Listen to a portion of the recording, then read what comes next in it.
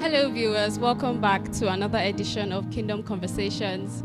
Tonight's topic is one that I'm sure many young Nigerians have either thought about, planned for, or simply discussed with their peers, and that is Japa. And if you don't know what Japa is, it's basically a Yoruba word meaning to leave somewhere with a sense of urgency.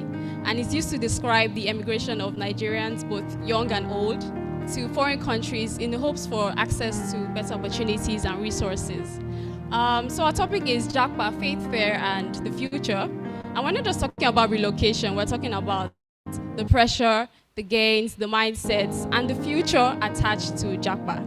This evening, I have someone with me who has worked this journey. He left Nigeria, faced the unknown, and is here to share real stories and perspectives on his story. Please welcome Edward. Thank you for having me. Thank you for coming. Good evening, Edward. How you doing? So I'm going to start with the faith side of Japa, yeah? As you can see, you can clock from my outfit. I'm married like this. So I don't, when you're going back, I'm going with you. So I know visa, nothing. So guys, I'm not just speaking with Edward. He's a great guy. He has done so many things, and let's go. Okay, so before we get into the questions, I just really want to quickly read his profile, which I have to say is pretty impressive. Very impressive, not pretty, very impressive. He's someone who's doing remarkable things globally in the world of digital innovation and creativity. Edward Madojemu is a technical artist, especially in XR, that's extended reality, here in Nigeria, but his creative journey took him to Emily Carr University of Arts and Design in Canada, where he didn't just study, he spent most of his time as a research assistant exploring groundbreaking digital experiences at the Basically Good Media Lab.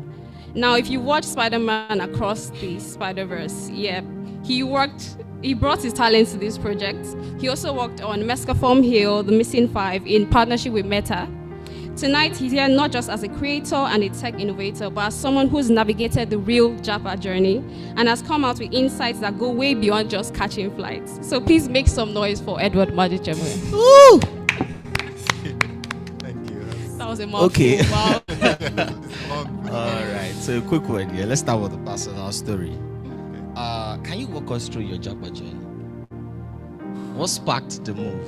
What sparks? I mean, it's my parents for one. I think from even back when I was here, like I don't remember how old, like 6, 7, 8, before I even used puberty, it was clear that the kind of work my brother and I were doing, Nigeria wasn't really set up for it. Like it's not the kind of thing that we could easily or comfortably make a living doing the work we do, because the technology it's not up to the infrastructure, the entertainment industry is not quite the same, because we were making films like right next door here, we were doing animation using Photoshop, so doing that kind of thing. Interesting. It's not really, there's not really a lot of, you can't really go to school for it here, so it was clear that we had to go abroad to study and all that. So we always knew going in, but in the process of actually getting there, something that became very clear was it's like there's not a lot of like infrastructure for you.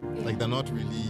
It's not like you can go on the websites and you can read the application products. They're not making it easy for you. You have to do your research. You have to ask. You have to get paperwork. So there's all these different things, and something that I'm very grateful for is my parents didn't do it for us. They said you have to, like, they made us do the work, so we had to do the research. We had to Google it, figure out what documents to send. Please, we need this. Things we cannot get ourselves, obviously, because we're still in school. But so it was a bunch of all of those different things, getting recommendation letters from teachers, that kind of thing. But then after the applications are done and you finally get accepted, and then you make the journey, and then there's the whole other aspect of okay, there's a different culture, there's different food, there's phrases people uses, there's accents you have to learn to copy. So it's all of that kind of stuff. So there's a huge aspect of it that is the preparation on this side of knowing what you're getting into. So knowing that when you land, you have to hit the ground running. You can't there's not a lot of time to meander and figure yourself out. So that's I like that, because you've touched like 2-3 questions I want to ask you. I went too far. Don't talk too much. Okay, yeah. So I saw that was more of an opportunity than a sudden thing. Yeah. Now that brings me. You mentioned the settling in and all that, what was the greatest cultural shock for you? Okay, it has to do with food. So, in where I live in Canada, is something I noticed is what they call spice is not what we call spice. Oh, yeah. Okay. Definitely. So, like, the spiciest thing you can eat here is not available there. Like you go to a restaurant and you say you want the spicy version, and I'm telling you, you will not feel it. you will not notice that there's even spice inside what you're eating. So it's that kind of that was the first thing. That was the first major thing, because you get there and when you move, the first thing you think is, there's all this food I want to try. But 2 weeks in, you want jollof rice. Like that's the only thing you want. So like the food being so different, and it's a lot more multicultural food. There's American food, there's Italian food, there's Korean, there's Japanese, there's Chinese, there's Indian. So it's many like options. so there's a lot of options, but at the same time, it's not like I find myself gravitating to the food that's most similar to us, right? And the way they eat it. So it's kind of that was I'd say the biggest thing. It was the first one that took the longest to get used to. But the other thing was the weather, because here is either it's hot or it's raining. Yeah. Over there, it's going to be hot, it's going to be raining in the same day. And by the back part of the year, it is freezing. You cannot walk 2 meters, like you need to wear gloves. It is so all of those little adjustments. Sometimes it will snow, and then the city is ready for it to snow.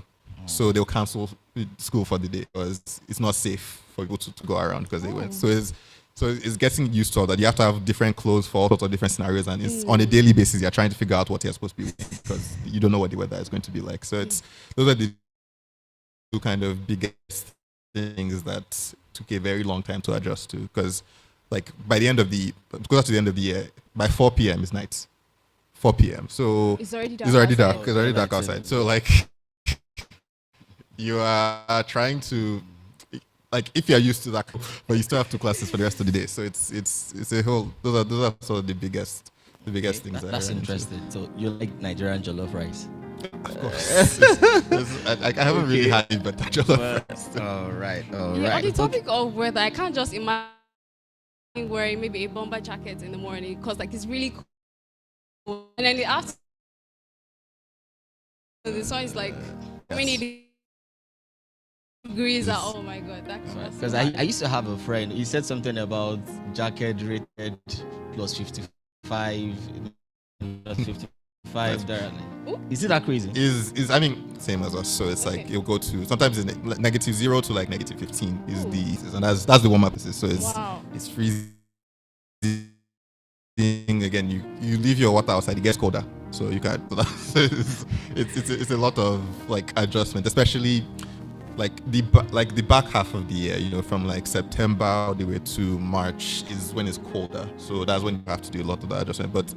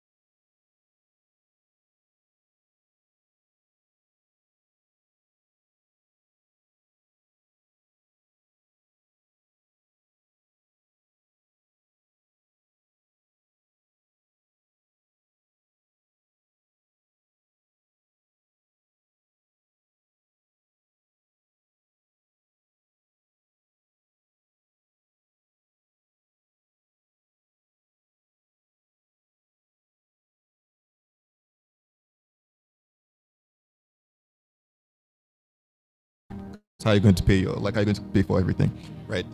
Because I was fortunate, my parents are supporting me through university, but at certain points, tuition is already so expensive that everything else you have to find out to accommodate yourself. So, and when I got there, the permit I got That means 20 hours a week. 20 hours a week in total. Wow. So that means you finish your classes, which take up most of your week already, and then you spend the rest of that week working. And you're probably working the weekend as well. So that means you have a very limited time to get your work done, get paid, and then finish your homework for the next week. So it's a lot of doing, and that's 4 years you have to do that for. So that's the thing is, it's going to depend on. I don't want to go too far because my questions that's related to this, but it's going to really depend on a lot of scenarios. But there's so much paperwork and so much you have to account for, not just now, but years in advance, because your passports might expire and you have to figure out how to renew it from within Canada. And there's all these things. So it's stress. It's not Thank you so much, Daddy. We really appreciate you. It's personal experience. Over to you. Yeah. So what he said, you're constantly on the go when Yes. you're. That's a lot. You mentioned before that your brother and your brother used to work on animation when you were back here in Nigeria. So what was your first proper introduction to that world, and how did you grow in it? That's a good question. It's a long time ago now, because my brother was always making films and shooting things, even before, like, you know, we had like the Nokia that you flip open. So even with those things, because I remember back then, it wasn't like you have editing software, but the way it works is you record and then you stop, and it's only when you press the button again that will continue recording. So you have to do the editing like that. So back from that age, we were like, it would just be my best friend, my brother would just be making films, small things like, you know, like home video type stuff. But then eventually, you know, as more cameras became available, so we started doing more stuff. And my brother would, while he was here, would be making films, and he'd be applying for festivals abroad and whatnot. And eventually one of them got in. So it was working with him, and because he had more of the film background video. I was always drawing, I was always doing animation. So I would do the storyboards for it. So like, okay, this is what the scene is going to be. So I'll map it out and draw it so everybody can see what it's supposed to look like before they act it. So it was that kind of thing. But I remember, I think when I was 10 years old, my mom had bought an iPad, and while she was using it, I would just ask to use it every once in a while. And there was this app, I think it was called Animation Desk or something, but it allowed you to just draw, because the way animation, at least 2D animation started, is they're drawing on paper. So you're doing page by page, you're drawing, and in university they also make you do it. You have to buy paper and you have to draw on it for like on several pages. On several pages, yes. They'll make you practice it day in, day out. But I remember doing that on the iPad for the first time, and we're just using my fingers to draw, and it was just practicing. But what happened is, around the same time there was a competition for that, because the app had just come out, so they wanted to get publicity. So I just animated something for the competition. Right? I didn't know what I was doing, but I did it, and I didn't win, but I got an honorable mention. And they didn't even realize, and they're saying that, oh no, they didn't expect anyone my age, because I was 10 years old at that time, to even be using it. So that's it was kind of like a boost. I consider him a prodigy. Wow. Okay. It's kind of a boost. So it's kind of like, okay, when that happens, you start to feel like you should do more and more, and so it kind of made it clear that, okay, I was going to do art one way or the other, and it wasn't just like a dream. There's a way to make this actually work, like to make a career out of it. So since then, it was just kind of, let's just focus on that. And even through school, uni, it was always like, how can I make sure that, you know, I'm doing well in school, but I'm also able to keep practicing and learning how to do this. Yeah.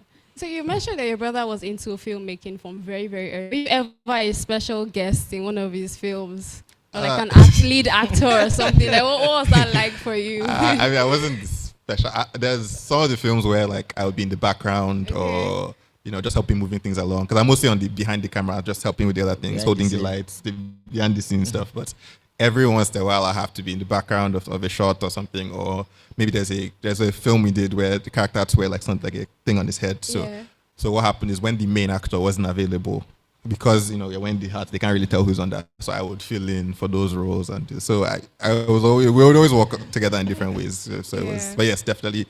If you tried to find any of the films, I was definitely in some of the shots there, here and there. You know, even people in church here were also part of it. So I'm saying that because sometimes when you see job applications, they say you must be maybe 25, and they say you must have 10 years experience. So for people like you now, you can just It's actually you really started funny. from very, very young, so you can count that as years of experience. My next question. There's so much, how do I put it? Nigerians see relocation as a glamorous thing. Like, oh, you're enjoying, you're in UK now, what's up? And of course, so far you've told us all the things that go into sustaining yourself abroad. So what's the biggest thing that you think people don't really talk about when you it has to do with the way like racism plays into the role. Because when you're here, something like I didn't realize was like we're Africans, like we're Nigerians. We think of ourselves as just people when we're here. But when you're there, it doesn't matter where you came from. It could be Ethiopia, it can be Senegal, it doesn't matter. You are black.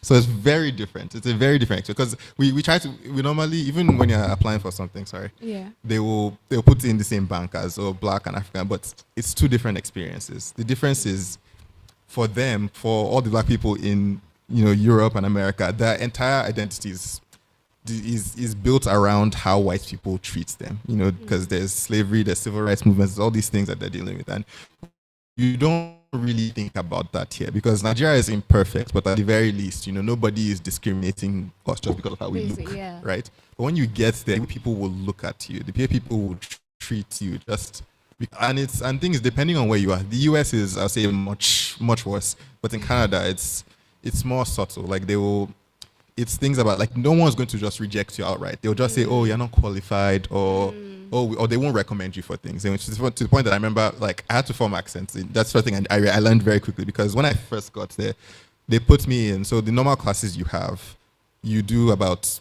the same course. You do about 6 hours of that course in a week. Okay. I had to do 9, and the reason I had to do 9 is because they assumed I couldn't speak English. Ooh. Wow. So that's what they do. Ask you or they just throw it on you? The first thing to do applications are in English. So to have done all of it, you have to understand English. But they assume your English isn't good enough to take the regular classes. So they put you in it. And I remember being in the class, and it was for the most part, it was international students. It was people from China, a lot of people from like the Philippines, and people who clearly had very thick like accents because English is their second language. So exactly. So they put you in that class. It's kind of like an easier version of it because they don't expect. But that means they're doing extra classes than everybody else. Yeah, so it's things like that. And I managed to get out of that class very quickly because at a certain point I realized they were treating the students better. So I started practicing, and I noticed it was overnight because a lot of people started assuming I was from the US, and I just didn't correct them.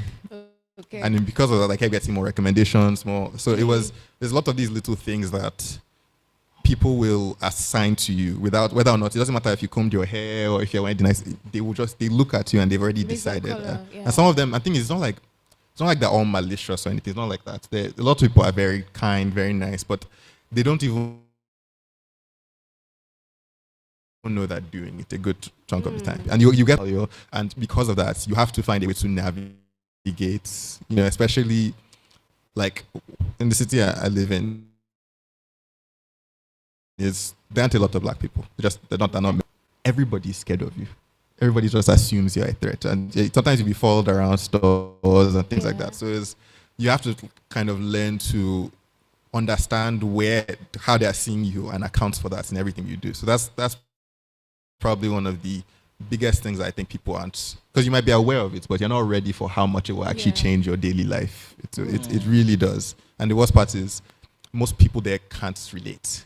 Even the black people you meet, they cannot relate because they've grown up here, they've lived here. So when you come, it's a whole thing, it's a whole like adjustment period to, okay, I can't get away with just doing this, so I can't just let people want to just take me at face value. You have to make sure that you're creating every possible opportunity for yourself, because it's a thing that they haven't overcome in that society, and it's going to cause a lot of problems, especially for us. So that's really interesting, because he's giving me this vibe of the idea of something is different from experiencing. Honestly, there's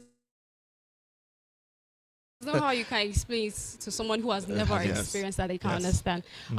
Someone has said to me before that the difference between community here in Nigeria and over there is very jarring, that they have some sort of individualistic type of living. So like, how were you able to, I don't know, address that and still keep your sanity? That type of the mental health. Because everybody's just every man for himself type of thing. But here in Nigeria, more. How did you manage? I was lucky, because I had my brother, my head, and he figured all of this out. He had to learn for himself. So he had, fortunately, by the time I arrived, it was I think a year or two after he did, he already had gone through some of this, so he was able to kind of help me navigate a lot of it, And at first we lived separately, but eventually we moved in together, so it was kind of a lot easier to kind of just asking things, and so that helped. Also, we had extended family, like in other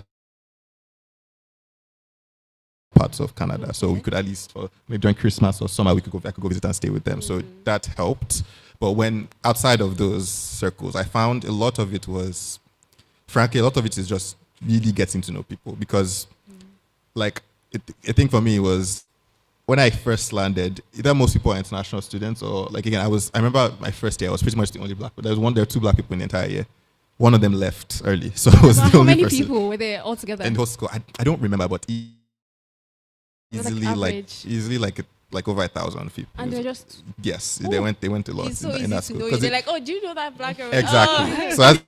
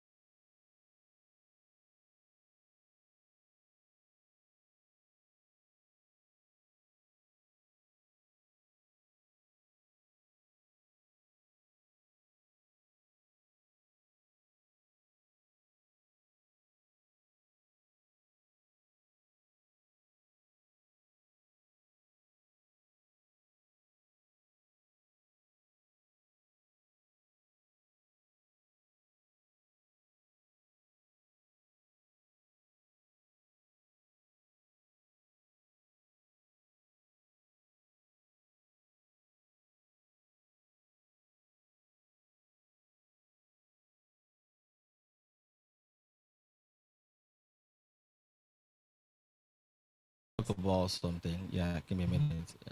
Yeah. Under the fear, we said faith, fear, and the future. Mm. First of all, you've answered one of the questions that talked about has abroad expanded your opportunity, because everything you've said, you've learned so much. Yeah. Now, the second is, in terms of career and personal development, what do you think you've gained the most? So I think what I have gained the most is, it's going to sound weird, but I think agency, really. Agency, because something I noticed, it's not something I realized initially, but after moving over there, and after settling in and eventually getting used to it, I had a lot more control over what I wanted to do and how I wanted to spend my time, how I wanted to use my resources. So the agency of, because here's the thing, is like in like here, there's, because we're so coming out, everything you do, you're representing somebody. Yeah, there's and there's only so many mountains you can move before you can get anything done. You really have to be very influential here to get that. And also just the way the Nigerian government is, there's a lot of limitations on what we can do individually. But over there, what I noticed was, as long as I was willing to do the work, do the research, and plan up accordingly, there was a lot I could just get done by going somewhere to an event and networking and showing people what I do, or being there in the right rooms, or talking to the right person, or posting this thing online.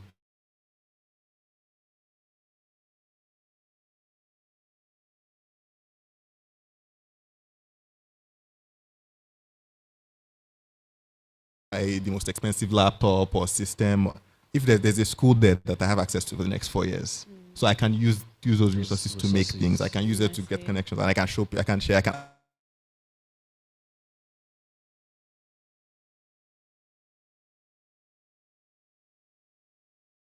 I have to worry about, because even things like the transportation system is different, right? It's like you can travel between places that are like, that would take you like, I don't know, 6 hours here in one, because there's trains everywhere, there's buses that regularly coming, they come every 15 minutes, so you can miss one and just go and eat and get next one. So there's a lot more flexibility to go around and get things done, whether or not you have a car.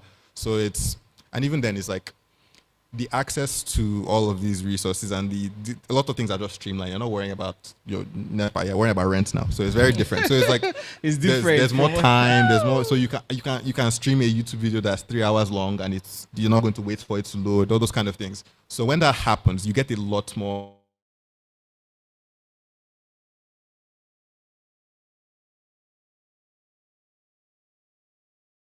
Enough money to actually pay for things, and there's more things you can buy, there's more things you can use to speed up your efficiency. So it's like the agency living over there means that you're not limited now by your circumstances as much, because if you can manage to navigate through that world, it will, and you can prove value anyway. That's the most thing. Proving value over there it allows you to do a lot more than you'd be able to otherwise. So okay. So I have one last question for you, and I want you to answer very carefully. Okay.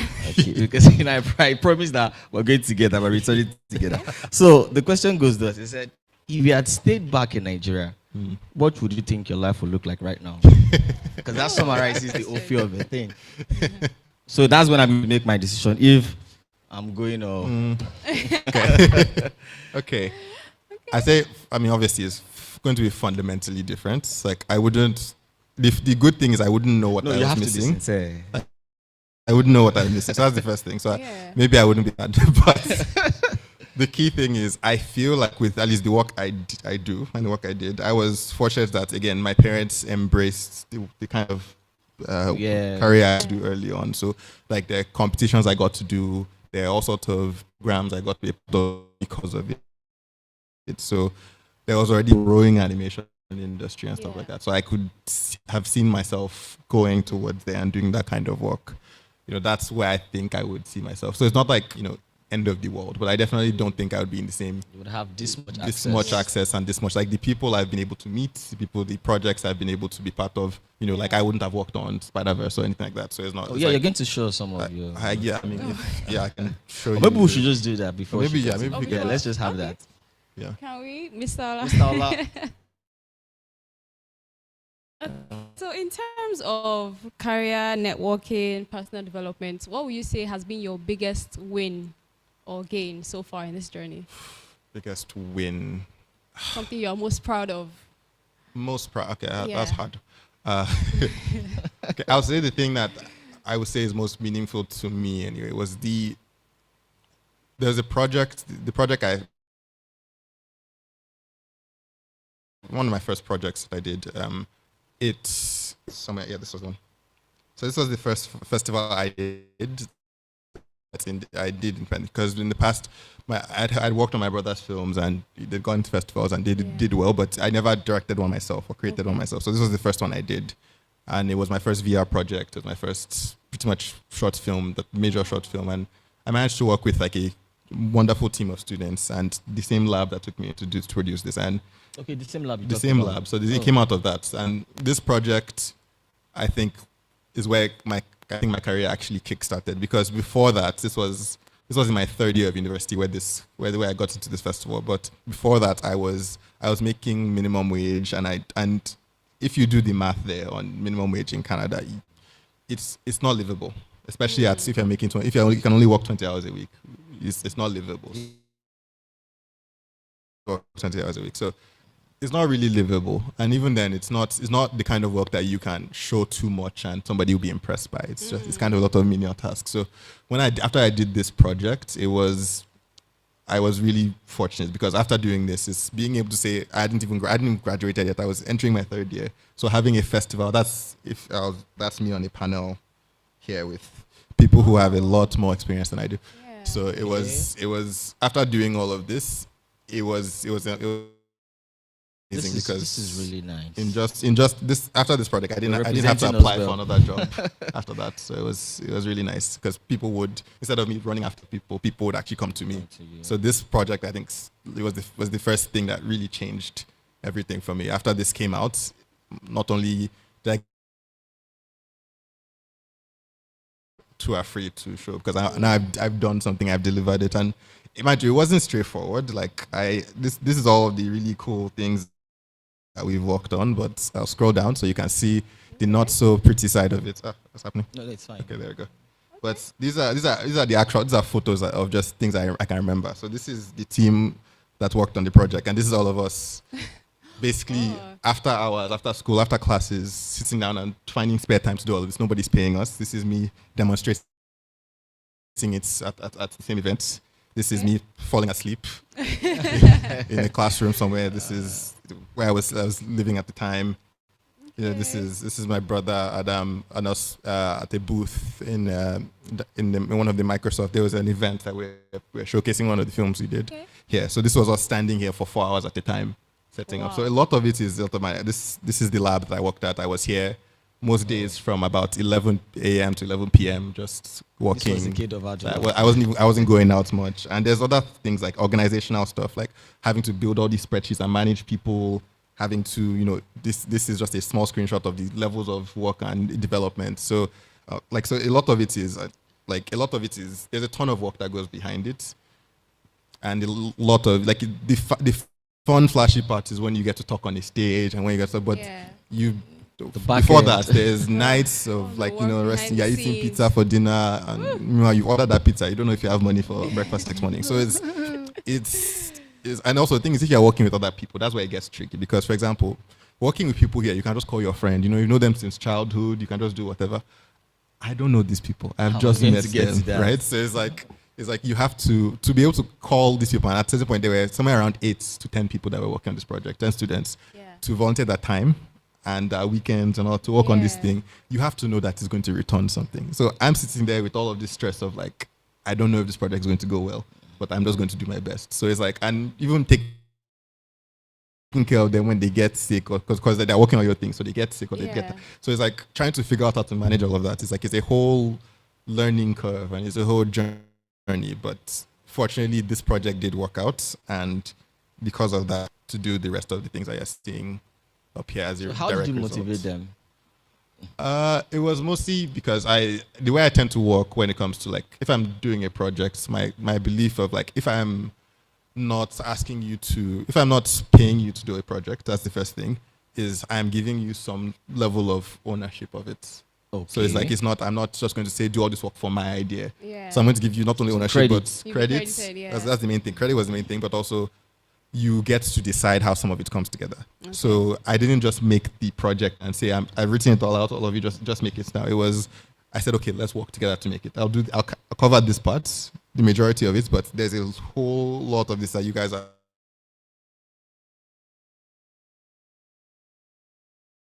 And a big thing I've learned, and that's very important about it, is making sure you actually do pay up your credit. It's all of the names of the people are down there on the poster. Yeah. Okay. So it's I made sure that, and the whole point was if we did this project now in our second year, it would make it a lot easier for us to get work. So fortunately, all of these people, about mutual. The people on that list ended up graduating and finding work almost immediately. Awesome. Across that list, there are people who work at Microsoft, there are people who work at ILM, which is like Disney's VFX studio. There's people who work at Sony, people who work at all these different places across. They worked on the TV shows you're watching and things like that. So, and this was, I'll say, a big part of that because they had these credits and this experience before they even graduated. And that was kind of what we agreed on mutually. That was the goal for us. At the very least, let's get there. And it fortunately worked out in a big way. So, and also a fun fact about circling back to the racism thing. If you look at this, can you notice that these two letters are a little bit different than the rest? Yeah. Oh, yeah. So they misspelled my name. They misspelled my name on the poster, and they didn't realize until I think right before it was live. So somebody had to use T-Pex and adjust it. So it will come up. This kind of thing will happen. You have to learn to not take it personally, but also walk around it. I'm not going to. I didn't go to anybody and make a guy about it. I just said, okay, thank you for getting. Because you can't really. You're playing somebody else's game, so you really need to know how to act in scenarios. You've said a lot, though. I have a question. I'm thinking. All this sign and I'm afraid. What's going on? So okay. Let's go like this. So the future, yeah. Okay. So what advice would you give to someone?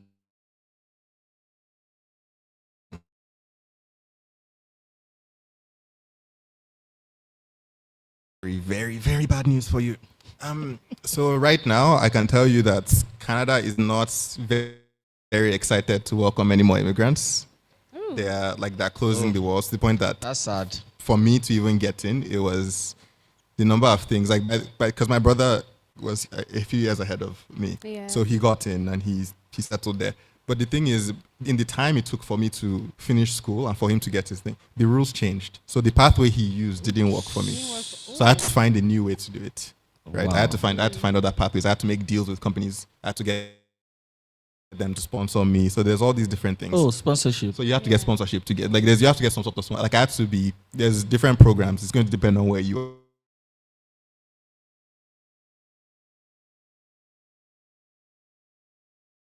Full-time offer. Okay. So not as in you get 6 months of work. You have to get a basically permanent job, permanent role, right? And more importantly, they need to prove that they couldn't find anybody else who was already a Canadian resident or citizen that could do the job. You have to be extremely good. So it wasn't. So it's like to make that happen, that's almost impossible. The reason why I managed to get it was because there was a project that I started developing myself. Yeah. And I suggested that, hey, okay, you guys can take ownership of this thing if it gets some additional funding. Yeah. And fortunately, it worked out. Wow. But that was the only reason I managed to get that. So is it's that not. A fair deal? Is that what? Is that a fair deal?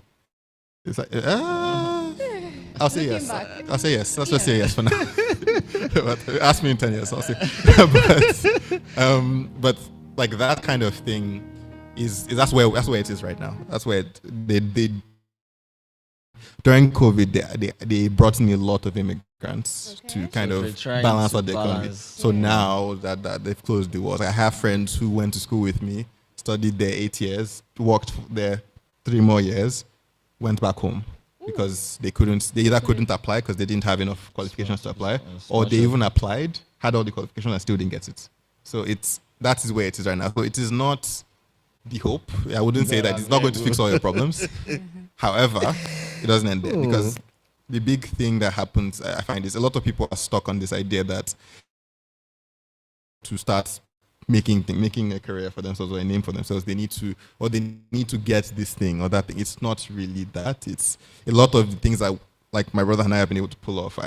When it comes down to it, it's not because of the technology. It's because we worked with what we had in front of us. Like literally outside this building, one of the short films that my brother put in the festival was shot right there. Wow. With people from this church. It was shot right there, no budget.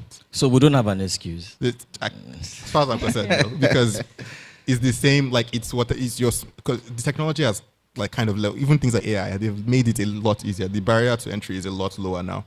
You can make videos, you can make educational, you can code, all these things. The software I use I'll show you. I'll zoom in on one of these projects. Mr. Ola. Sorry, if you don't mind switching back to the other one. Yeah. So These two projects are recent. Are pretty recent. That's 8 Ball. Yeah. I worked with a company pretty recently that shipped. So these two games are now on the App Store that you can play. And that was just this past few months. On iOS, so you can play them now. But the you software, mean iMessage? What? Is it iMessage? It's not an iMessage, but it's another. Because it looks like the iMessage. It's similar. Yeah. So it's taking inspiration from that one to make. Okay. But yeah, we released it pretty recently. And what's the reason why I bring this up is this is a game that's on the App Store. You can buy it. You can actually win money. Yeah, you playing pay. this game. You pay. Yeah. At least I buy cues on 8 Exactly. Ball. Exactly. So that's a lot. I'm making a lot of the companies are making a lot of money on this. But the software I used to make this, to make like the part of, because I was part of a lot of the 3D work on this, and the software I used to make this is entirely free. Wow. It is free. You can download it. It's less than, I think at the time I downloaded it, it was like less than 300 megabytes. So you can buy your data, use a small chunk of it, and download, and you can make this kind of. It's not like most of the software I'm using to produce it. Like there's very little of it that actually costs money. Most of them are open source or they're free, and because all you need to know, the hard part of this is learning, is the practicing, is the I've used. That is where it gets hard. Speed. But you need to the problem, you have to open it, because a lot of what I was doing is so like my dad makes fun of me because I don't have a TV and I don't watch TV. And the reason why I don't watch TV is I spend most of my time on YouTube or on Udemy and all these things. This is something called the Game Developers Conference. So it's a thing that happens every year where game developers across the world will come to somewhere in San Francisco, and then they will share how they made their games. They'll share the back end of things. They'll share the code, the models. So they'll just teach you how they did it, right? Yeah. And for my first 3-4 years, most of the time... Please come again. I didn't get that. You said game what? So Game Developers Conference. Wow. It's a conference in San Francisco. The game developers, all of the FIFA, God of War, whatever the game is called, Call of Duty, exactly. They come here and they share how they did it, right? It's a very expensive conference. Really? Yes. Ooh. But here's the thing. On their YouTube channel, they share a lot of them for free. You can watch 2 hours, 3 hours, and they show you the links, they send you all the documents to use, they show you screenshots, videos. So this is all free. So for the first few years, I was just watching these things. That's why, you can these videos. I was just watching them, and that's how I was learning. Because I would see how they are doing it on projects that have actually gone out, and I would just try and replicate it myself. And if I didn't know, I would research it or Google it. And this is to me, this is the work of like, if you want to do something, because it's not because I have some superhuman motivation or anything. It's the simple truth is whenever there's something I want to do, I'm very impatient. So I don't want to try and find money to go and hire somebody to do it for me and ask them a million questions. I just want to do it. So I will just, in most cases, if it's not a fundamentally different job or something, I will just learn how to do it myself and then start running, because it's easier and it's less time consuming for me to just learn how to do it myself. And I find you really need to find something that you would do if nobody was paying you. And then you run with that, because that motivation of I just want to do this thing is going to get you through things you would never want to touch. People are very scared of coding. I was very scared of coding until, like, honestly, not even too long ago. But I picked it, and I cannot afford to pay a developer. I don't know if you've tried to hire a developer before. Those people are expensive, and most times you won't get what you want. I had to learn it, and once I did, it's kind of opened up, because the more you learn how to be buying something or some software, you can actually just do it with what you have. So that's really where it comes down to. I think if you feel like there's no hope, I think you just haven't done enough research, frankly, because there's so much there are things people here are doing. The videos I'm watching on TikTok and Instagram that people in Nigeria are making, like this, and it is changing the opportunities. And also, there's things you can do locally. No, I'm not even talking on the international scale. Things you can do locally that will make a difference. Things you can contribute, or things you can pull off or learn how to do that will make, like, that people will notice. Once you do good work, people generally notice. Like, it's something I've experienced myself. It's do good work and make sure to broadcast it, and people will see what you're doing and come to you. So sorry, that was very long. My fellow friends, when there's a will, there's going to be a way. So over to you. Okay, so my question is, like, on the flip side of his question, he said he was asking for someone for which Japa is their only option. They're seeing it as their lifeline. I'm asking for someone who Japa is not even on the table for him. So I am in, let's say, the animation industry, XR, all of that, as a Nigerian. And of course, the community here is still growing. So how do I best position myself for maybe external support. Just Yeah, how do I best position 'cause, myself it's like a so closed that I'm system not here. just Yeah. in my Unlike the corner opportunities No, for somewhere. sure. you have Yeah. So I'll access say to. the big thing, and this will apply here as it will apply over there, because like right now the industry is kind of in a place where even a lot of people are getting laid off left and right. There's not a lot of work. There's not a lot of roles. It's not a really stable industry right now. But what I can tell you about the one thing that has consistently have seen work is a lot of the people, a lot of my friends who even got jobs and found work from nothing is the way they did it is they found somebody that they either respect or admired their work and was already in the role they wanted, and they emulated them as much as they could. They didn't copy them; they emulated. So what that means is they saw, okay, this person works at, I don't know, maybe it's Disney, and you know what kind of things Disney is producing. They're doing the fairy tale, they're doing the Pirates of the Caribbean. So they look at that and they look at the person's portfolio, and they make work and they practice based on what that person is doing. So they use that person as a study. So you emulate them, and it's not just emulating, because a lot of people I've noticed, I have a lot of people who DM me here in Nigeria who ask, oh, how do I do this thing? And that's a great start. Asking how you do things as a very great start. But what I've noticed is a lot of people immediately go from how do I do this thing to can you show me or can you teach me? And the thing is, the problem with doing that is that works for your friend or your cousin or your uncle. It does not work for a stranger, right? Yeah, It just true. doesn't. Because the thing is, and I think something I've noticed about, because I met a lot of people. Again, from their perspective, I'm this African kid who has come and wants to do this thing.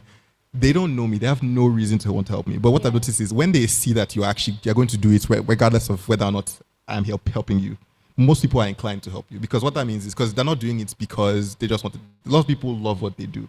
So if they find somebody who is already driven and already making their way towards the thing, all they want to do is make sure that they don't go through the same mistakes and the same issues that they ran into. So a lot of these people will actually be open to help, but you have to demonstrate that you're not just doing this for 5 minutes. You're actually going to keep doing this regardless of if I help you. And I find that's the biggest difference between people who say they want to do things and people who actually pull them off. Because like you shouldn't wait for somebody to hand it to you. You should see what is the smallest, easiest version of this thing I can pull off. Do that and then do the next thing and the next thing. Because what happens is people start to see you're going somewhere and they want to come along. That's what always happens. It's not. So if you don't think that's an option for you and you want to break into an industry somewhere, be find someone and be very specific. Don't say Bill Gates. That's you don't know. Like it's not. That's the 1% of the 1%. It's not. That is the extreme version. Find somebody who maybe went to your school or something and went somewhere and try to emulate them. See if you can get an understanding of what they do. Like actually study it, look into Google it, research it as much as you can. There's courses you can take, and some of them are like paid for. Some are just free. Do what you can, piece it together, research. TikTok, Instagram, all these things are actually very, very good sources of like tutorials. Like a lot of artists now, they make that content just sharing how they do their work. That's all they do, and they'll do it in like simple 1-minute videos that won't take any time to load. But at the same time, they'll give you the information, save those videos, study them, try to replicate those things. Because the more you do that, when you start sharing, when you start posting, maybe when you have a portfolio, a website, the WordPress is free, you can do all these things. People see that and then they go, okay, this person is going somewhere and they're doing something interesting. If you then ask them for support, they will help you. They will do what they can, And some people, I've seen people actually get full-on mentorships where they're doing weekly meetings and they're not even paying for it because the person just likes the initiative that they've shown. So it happens, but you need to be moving one way or the other. You can't wait for you shouldn't be working towards the sitting on a panel and talking about it. The job is to get the thing done. Like that's the part if you can't do that part, then you're going to be stuck. Like you need to fall in love with the actual practice of doing the work, because that is what most of your time is going to be. It's going to be sitting in a room quietly doing this and somebody asking you, why are you doing it? Why are you always looking at your...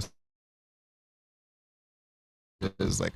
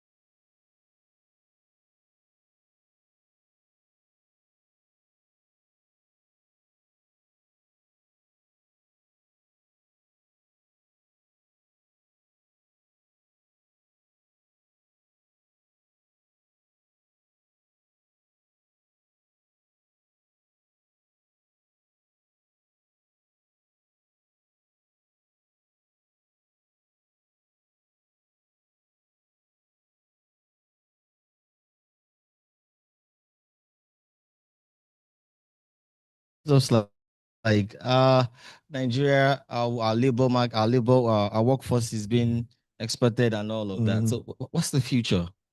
What role does Nigerians in diaspora, what does it have to play So shaping the future of Nigeria as a whole? no, that's a really good question. So the thing is, as we all know, our exchange rate has just been declining. So that's a bad thing for a lot of reasons, as we've all experienced. I know, But the upside of things is for those of us in diaspora, the money sending money this way goes a lot longer, a lot further. Sorry. So the biggest opportunity I see, sorry, is, and it's tied with the biggest issue, is I see like, so India has actually done a similar thing where a lot of the VFX work and the movie and the 3D work is actually being outsourced to India, because for companies over there, they would spend like they would pay less than an hour of work for most of the employees to a whole, somebody in India, and they'll get the same amount of work done. So a lot of people are doing that. Cheap And labor, we have very yeah, cheap exactly. labor. So there's a lot of cheap labor that people are using. And the thing is, in the grand scheme, it's a bad thing. However, if we have people with our best interests using that, because here's the thing is, if I were to, let's say the kind of work I do, let's say I was to hire somebody who could make 3D models here, right? I could spend a fraction of what I would pay somebody in Vancouver and get the same result. And what that means is, because the money I'm paying them would go a lot further for them here than it would for me even over there. So it means that there's more hands, there's more access. But the caveat that comes with that is, it's very hard to find people who are reliable. And this is not just, you mean in Nigeria? This is not just Nigeria, but especially so. But yes, I'm there. Like both there. I've worked with people left and right, and I can count on one hand the number of people I can always reach out to and know that they will give me the results I need back there, right? But here it's a much harder problem, because I've had people I've worked with who will deliver me something like a script or something, and there's spelling errors, there's all these things, and the problem is, it's one thing when it's between friends or it's my own personal projects. Another thing when I have a client on the line that needs this thing due tomorrow, and I reach out to this person and they say, "Oh yes, sorry, I forgot to do the spelling check."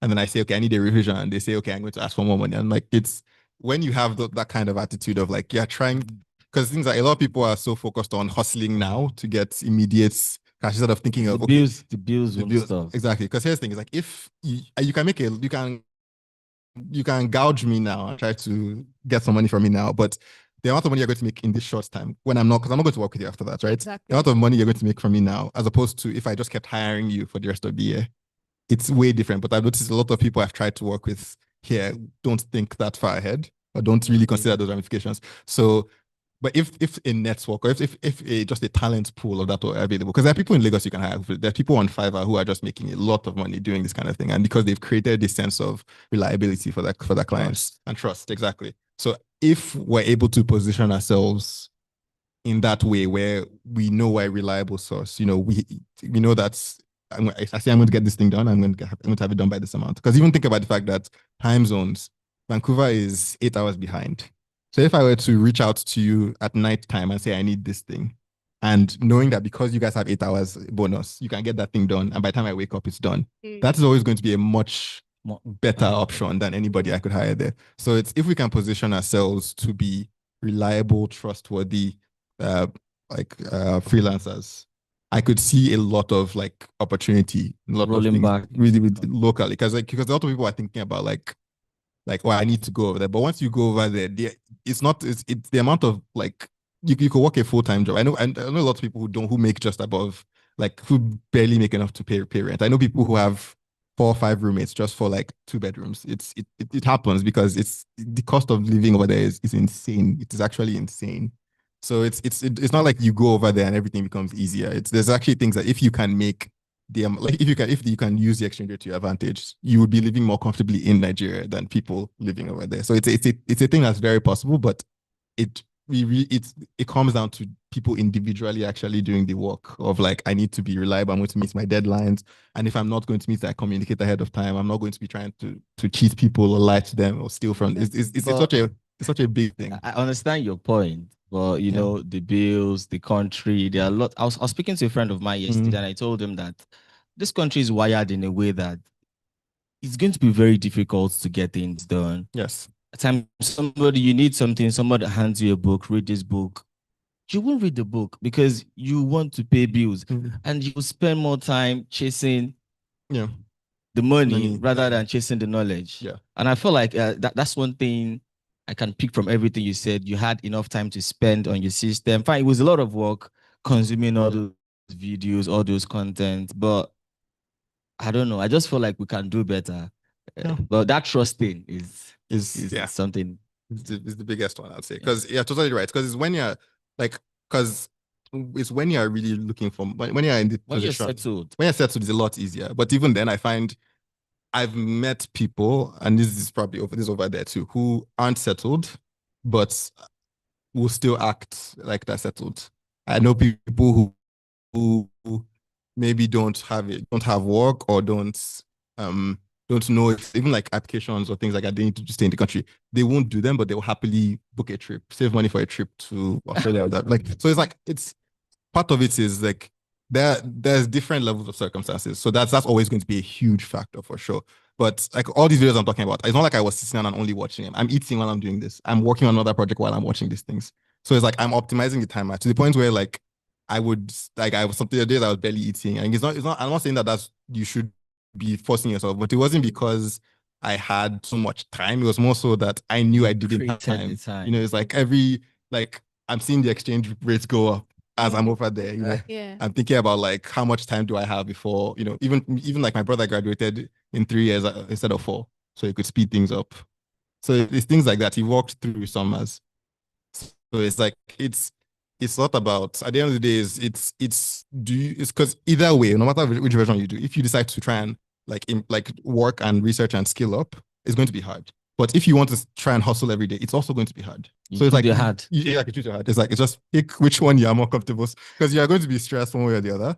But the difference is, I'd rather try and do something and it completely fails, spend a month of my time researching, practicing, learning, and it completely fails, but knowing that I've gotten something out of it, I've learned something for the next time, rather than like stressing out and being exactly where I am. Because I said, if you're doing the same thing over and over and over again, nothing is going to change. I'd rather try my best, the thing fails, and I have to go back to what I was doing before for a while and then try the next thing. Because eventually you break enough of that routine, it will stick eventually. But you have to be courageous enough to actually try it. And more importantly, you have to be committed, because it's, at the end of the day, it's about choosing when you want to be uncomfortable. Do you want to be uncomfortable now and then be more comfortable in the future, or do you want to just stay uncomfortable or maintain this level of comfort? It's kind of like, it's really a choice. And at the end of the day, I feel like for the future, I think we really need to reckon with that, because the problem is, even this whole thing I've mentioned about like cheap labor being an opportunity, it's only an opportunity for as long as AI doesn't take those opportunities, right? It doesn't take those roles. That's right. Right. The only thing we have left once AI comes and actually takes over a lot of these things is it's the specificity, it's the personality. Because, for example, a lot of what got me through, I wasn't like, if all the projects I have there, half of them are, you can clearly see Nigerian culture and expression. And the reason why that's there is not just because like it's because I know that I'm the only person in the room who's going to be pitching that. I'm the only person who's going to be suggesting it. The only person who can share that perspective. Right. So it's like the perspectives we have, the information. Because if you try to use ChatGPT or DALI or Midjourney and you try to ask it to generate Ibadan, it will not get it. Yeah, because of the data. It doesn't. They don't have data, because it's foreign. They don't live here. They don't know the culture. It's not safe for them to even come here and do it. So it's like we have this unique value in that there's such a specific culture here and specific norms and societies and things like that, that if you were to present that to the outside world, it is a rare thing. You just have to figure out where it fits into their own existence. So that's really the last frontier we have. It's like before AI comes and takes over the label, that is the last thing we have. So using that, not trying to just like, that's why I always said Emilio is not cop, because if you try to just do what they're doing, somebody who is American will understand. Like that happened to me in meetings where Sony is talking, they're doing meetings about how we should do things, and they're using phrases I've never heard because I'm not from there, right? But so that person who is from there is going to make a better impression. Whereas when it came to projects, like when I work with Meta, I was lucky in that they wanted that experience. So it meant that I got to deliver on that level. Deliver on it. And it was the opposite way, where the artists I had who were in Vancouver, I had to correct them about things. I'm like, oh no, it's not like they're trying to design an area in Nigeria. I'm like, okay, no, there wouldn't be a bench there. This is a forest, like things like that. So it's that perspective. And if you saw even what Disney did Iwaju the other like a few months, like they were Nigerian, they're from Lagos. They're like a lot of those people. So it's like the point is the perspectives we have. Even like think of like Black Panther and all that. The aesthetics, they're directly imported from places like here. You know, the difference is people. The reason why it's pretty limited is just because of the nature of all of one. Things aren't reliable, things aren't safe, things aren't up to code. Those kind of things. If we're able to reorient ourselves a little bit, we can start pushing that out. That we are, because this is a place that everybody's curious about, but nobody actually knows a lot of things about. So being here gives you an advantage because you have this perspective that very few people outside of here have or know. So I think people like it's just about that willpower of, are we actually going to do it? Or because again, you're going to do what's most comfortable in most cases, but can we actually put the effort into doing it? To me, that is the best hope we have, because at the end of the day, it's up to us. It's not we're not waiting, like the exchange rate is not going to magically go back up. It's just not. So it's like so much. The only thing we can change is ourselves. So yeah, thank you for keeping it so grounded and honest. So my takeaway is is either you do it hard or you do it hard. So it goes like this: the pain of discipline or the pain of regret. We have to choose. yeah. So just to what do you have to say? What I took away from this is that we as Nigerian freelancers really need to work on the quality of work that we give out to people, that's and very not important. just think of short term. Oh, I want to make a buck now, but look, long term. We are trying to build. I think we're missing this touch of excellence in some of the work integrity. we do. So that's a big assignment that we need to take away from here. In the littlest of projects, let there be that touch of excellence, and people will say, okay, the Nigerian did this. That's interesting. I don't know if I still have a chance to ask more questions. Do we have time? I think it's. I wanted to go back to Spider-Man Across the Spider-Man.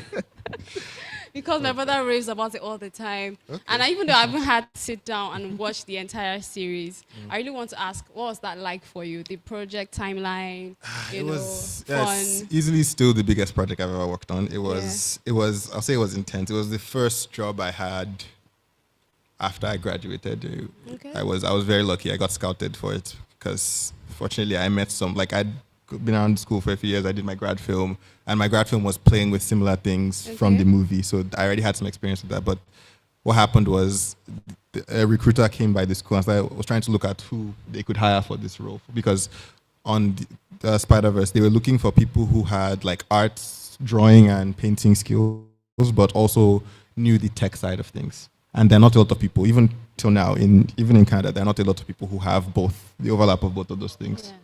So I was able to actually get... We have a lot to ask, sorry. Yeah. Yeah. But yeah, there weren't a lot of people who had that experience. Until now, there aren't still a lot of people who had that experience. So they called the school, and fortunately there are people who worked in the admin office, and just because I had been at the school so much working, I met a lot of them and I became friends with them. Yeah. So they recommended me, and I was able to, I did a couple of interviews, I got some job, and it was intense. Like I got about 2 days of training, just 2 days of training. Non-stop 48 hours? Yeah, basically. Yeah, non-stop 48 hours of training. And a lot of it was like you're watching videos and reading documentation, and there's somebody who checks in with you, but for the most part, it's self-guided. Yeah, you're running through it. And then after that, I was put on to like the actual work of the movie. Okay. And the first month was, because it was a new software. I'd used it once or twice before that, but I knew but it was similar to things I work with. So I was able to pick up a lot of it, but even then it was still you have to ask for help, you have to do things. And navigating that in like your first job in the industry, it's a bit daunting, because also, unlike most people who work at this place, you are an immigrant. If you lose this job, it's going to affect your ability to stay in the country.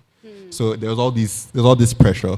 But what happens is, in that world, nobody is really waiting for you. Like a lot of people are very kind, and they'll take your time if they can, but they have deadlines, they have superiors, so they can't really wait for you to do. So you really have catch up. You really have to keep. So yeah, and by it was only a month in after working there that we had to start making the first trailer for the movie. So because by the time I came in, they're already, I think, 2 years into the project. So I thought they already started, but they hadn't started publicly showing it. So the very first trailer for the movie, mind you, they haven't even announced the movie properly yet.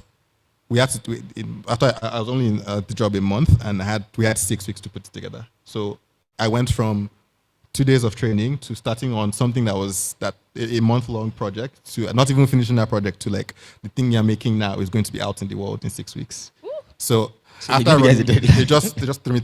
Unfortunately, it's trial by fire. Lions, So wow. you either make it or you don't. And Sink or fortunately, swim. I passed through. And then from there, it was from that point on, it became like, okay, after you go through that, to start everything else is pretty slow from there because it's just make the rest of the film, right? So it was a fun experience. It was very taxing also because at the same time I was working with Meta for another project. So it was work on Spider-Verse by day, by night, work for Facebook. So I was working 2 jobs effectively for about a year. It's full So optimization. it was just non-stop work. But at the end of it, it was lovely because like I've rarely met anybody who hasn't like watched or heard of the movie. So it's really nice to like be part of something like that and know that at least nobody can take the credit from you. So it's true. Like there are people I still meet who are like, oh, you worked on that one, because like the people who worked on like 20 films or like prior to the career, and they're like, you worked on, and I'm like, I didn't know, because you don't realize when you're making it how much of an impact it's going to have. So people will be telling you about it, that it changed their life, and I'm like, okay, that's nice. Yeah, you're So, just like, okay. Yeah, so it was a lot of fun. Yeah, we'll see what happens for the third one. It'll be interesting. Yeah. Honestly, I have mad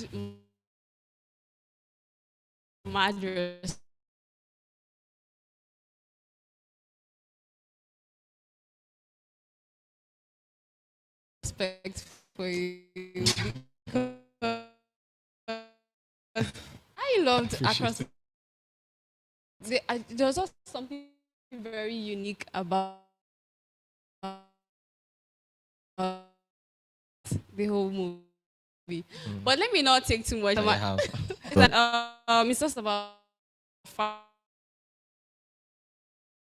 and try to be honest about your expectations in the future that actually aligns with who you are. So with that, we've come to the end of